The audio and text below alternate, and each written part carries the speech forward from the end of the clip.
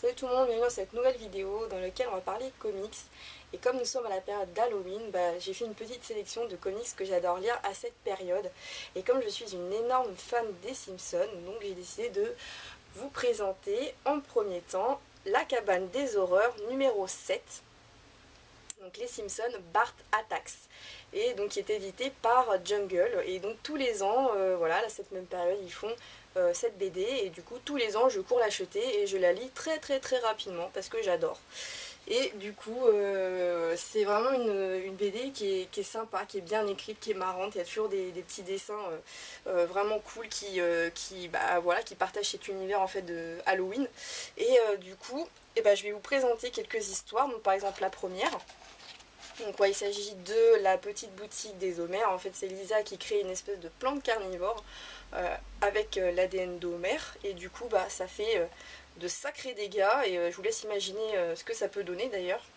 Ensuite il y a cette histoire, donc c'est la barrique d'Amontillado, qui est écrit par Paul Dini, que tout le monde connaît, hein. Il s'agit quand même d'un grand scénariste qui a d'ailleurs inventé Harley Quinn avec Bruce Timm, et qui a fait énormément de choses sur Batman et tout ça. Enfin, c'est vraiment un génie. D'ailleurs il travaille beaucoup aussi sur les Simpsons, Radioactive Man et tout cet univers en fait, Futurama. Donc du coup je suis vraiment contente de lire à chaque fois ces histoires. C'est vraiment super sympa.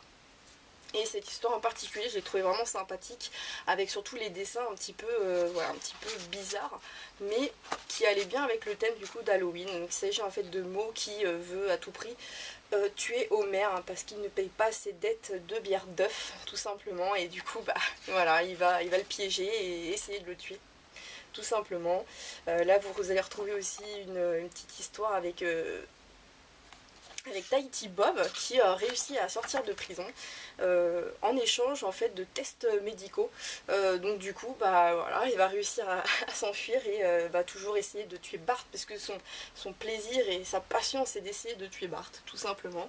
Et donc pareil, cette histoire est écrite de Paul Dini, et voilà, c'est vraiment sympa à lire, c'est sublime. La couverture, comme vous pouvez le voir, elle brille. Donc c'est vraiment sympa, comme d'ailleurs toutes les autres, hein, celles qui sont déjà apparues à l'arrière, je les ai toutes, et elles sont toutes comme ça, elles sont toutes brillantes, colorées, enfin c'est super, j'adore, moi en tout cas j'adore. Et ensuite je vais vous présenter, du coup, en restant dans les Simpsons, le Trios of Horror numéro 21, qui est sorti, il me semble, début octobre, voire mi-octobre. Voilà, qui est édité par Bongo Comics, qui est en VO et qui est au prix de 4,99 €. Et donc du coup c'est pareil que pour la BD, c'est des histoires vraiment sympathiques aussi. Toujours pareil, hein, c'est les Simpsons, donc c'est toujours bien dessiné.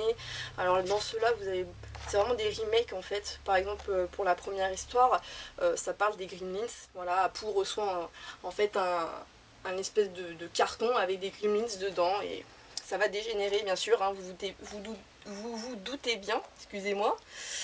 Et voilà, il y a plein de super petites histoires comme ça à l'intérieur.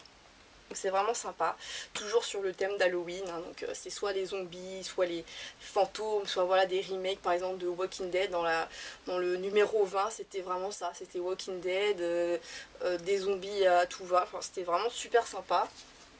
Et ensuite en dernier je vais vous parler de Ghostbusters tome 3, SOS Fantôme. Comme que dire, celui-ci j'ai attendu vraiment trop longtemps quoi. Il devait sortir l'année dernière déjà, et à chaque fois la date était reculée, on a fait que ça, attendre, et là enfin il est sorti, surtout pour la bonne période je trouve, et franchement je me suis éclatée dessus, j'ai adoré. Il y a plein d'histoires dedans, ils vont dans pas mal de villes, par exemple ils vont à Roswell. Et voilà, ils tombent sur des espèces de fantômes extraterrestres. C'est vraiment marrant. Voilà, c'est super.